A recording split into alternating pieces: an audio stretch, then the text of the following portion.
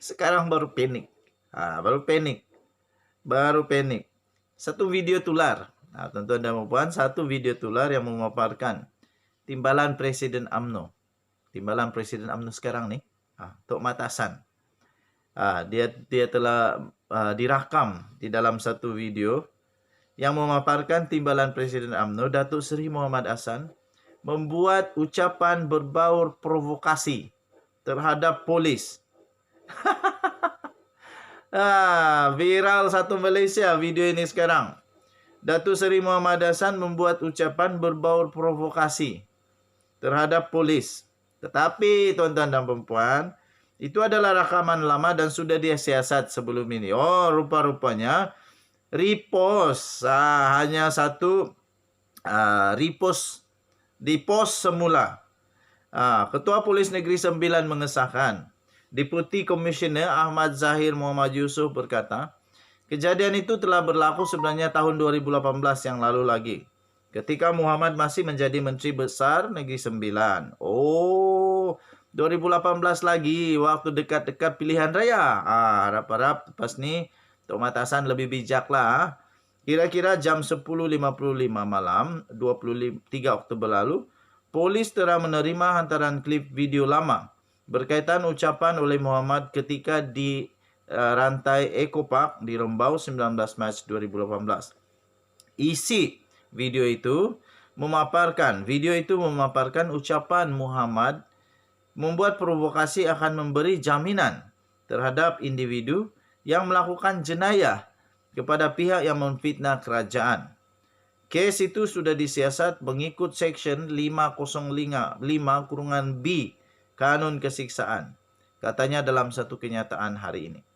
Beliau berkata, orang ramai dinasihatkan supaya tidak mencetuskan suasana tegang dengan memuat naik video dan isu lama di media sosial bagi memastikan proses pilihan raya dapat berjalan lancar tanpa menimbulkan kegusaran serta mengancam keselamatan dan ketenteraman awam khasnya di Negeri Sembilan. Mana-mana individu, katanya, yang dikesan mengeluarkan kenyataan yang boleh menimbulkan kegusaran awam, boleh didakwa mengikut seksyen yang sama. Dan jika sabit kesalahan, boleh dihukum penjara 2 tahun atau denda atau kedua-duanya. Tindakan juga boleh diambil mengikut Seksyen 233(1) Akta Komunikasi dan Multimedia 1998. Terhadap individu yang memuat naik menggunakan media sosial untuk menyebar maklumat palsu. Muhammad yang ketika itu juga sebagai Ketua Perhubungan UMNO Negeri Sembilan berucap ketika pelancaran Brigade Gempur Permuda BN Rembau. Okey, so hati-hati dengan apa yang di post. Tapi hairan jugalah, saja nak tanya, bagaimana pula dengan dokumen-dokumen lama? Kalau video tak boleh, bagaimana dengan dokumen lama? Sebab sekarang ini memang banyak berlegar di seluruh status grup lah, entah Facebook lah, Instagram lah, WhatsApp lah, SMS pun. Ada dokumen email pun sama. Ada dokumen-dokumen lama yang dikeluarkan semula. Bagaimana pula dengan itu? Kenapa? Adakah video tidak boleh tetapi dokumen boleh?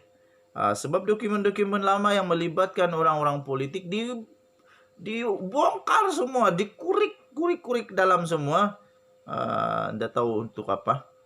Saya pun tidak pasti adakah untuk menjatuhkan nama baik seorang bakal calon kah, apakah, tidak pasti. Jadi saya harap semua orang dapat ikut undang-undang daripada negara Malaysia ini. Jangan buat sesuatu yang salah. Dan saya harap juga pihak berkuasa juga dapat membuat guideline yang jelas. Adakah dokumen tidak boleh, sama macam video pun tidak boleh. Sebab dia kata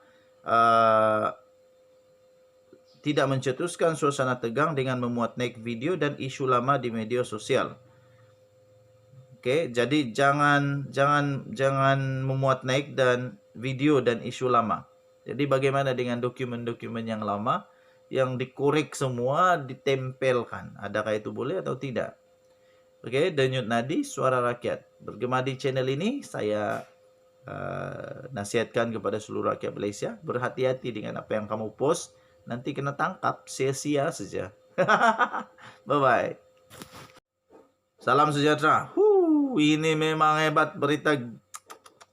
Berita betul-betul tidak sangka. Saya perlu ketawa dulu lah. Zuraida Kamarudin sudah jatuh di timpa tangga. Bukan tangga nih, balak mungkin. Leri gantung 12 ahli majlis tertinggi. PBM termasuk Zuraida. Kuang, kuang, kuang. Berakhirlah sudah. Apa cerita nih tuan-tuan dan puan-puan? Mari kita baca sama-sama. Kemelut yang melanda Parti Bangsa Malaysia. Baru ditubuhkan sudah ada kemelut. Kesian betul lah. Baru ditubuhkan sudah ada kemelut. Belum pernah pilihan raya pun sudah ada masalah. Kemelut yang melanda Parti Bangsa Malaysia semakin parah apabila 12 ahli majlis tertinggi termasuk Datuk Zuraida Kamarudin digantung keahlian dan jawatan. Aduh, Zuraida Kamarudin baru dilantik dengan jawatan yang besar, gila, tinggi. Sekarang sudah digantung keahlian dan jawatan. Macam mana mau undi kalau begini? Saya terus terang, saya hanya undi parti yang stabil. Menurut Datuk Leri Seng yang mendakwa masih presiden parti itu, tindakan tersebut dilakukan kerana penglibatan individu berkenaan yang didapati menggugat kepentingan parti dan kepimpinan. Berdasarkan Perlembagaan PBM Pasal 60(3), saya membuat keputusan untuk menggantung individu ini daripada jawatan mereka dalam majlis tertinggi berkuat kuasa serta-merta.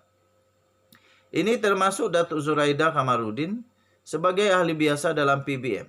Katanya dalam satu kenyataan di akaun Facebook pada Jumaat. Mereka yang digantung adalah Haniza Muhammad Taha, Dr. Daroyah Alwi, Rahima Majid, Dr. Sati Kumar Govindaraju, Muhammad Saiful Bahari Syarif, Naim Brundagej, Abdul Aziz Abdul Kadir, Zakaria Abdul Rahim, Munira Abu Bakar, Datuk Chua Lian Shi, Datuk Roger Tan Seng Huat dan Al-Bakri Salim. Tindakan tersebut dibuat sehari selepas Setiausaha Agung PBM Nur Hizwan Ahmad dan Ketua Penerangan Zakaria Abdul Hamid digantung jawatan berkuat kuasa serta-merta. Dalam pada itu, Leri Seng menegaskan bahawa beliau menolak dan mengecam sebarang tindakan politik yang menjejaskan kepercayaan terhadap dirinya sebagai pemimpin sehingga menyebabkan kekeliruan ahli parti serta orang ramai. Katanya jadi jawatan mereka akan digantung sehingga jawatan kuasa disiplin dibentuk dan melihat perkara itu selepas pilihan raya, jelas beliau. Sehubungan itu, satu mesyuarat majlis tertinggi akan dilaksanakan pada Ahad ini di Sareke, Sarawak pada jam 3 petang bagi membincangkan dan menyelesaikan perkara itu dengan segera. Katanya saya akan menggunakan pasal 21(2) dalam perlembagaan parti untuk membolehkan mesyuarat ini diadakan segera, walaupun kurang 7 hari notis seperti yang diperuntukkan dalam perlembagaan. Mereka yang digantung tidak akan dijemput untuk menghadiri mesyuarat ini dan surat penggantungan sudah dihantar kepada mereka. Okey, so tuan-tuan dan puan-puan, disahkan Zuraida Kamarudin memang ini saya rasa inilah mungkin dekat-dekat pengakhiran karier politik Zuraida Kamarudin. Aduh, daripada PKR, pergi Bersatu, sekarang PBM, semua masalah. 12 ahli majlis tertinggi PBM termasuk Zuraida digantung keahlian dan jawatan. Kita jumpa lagi. Bye-bye.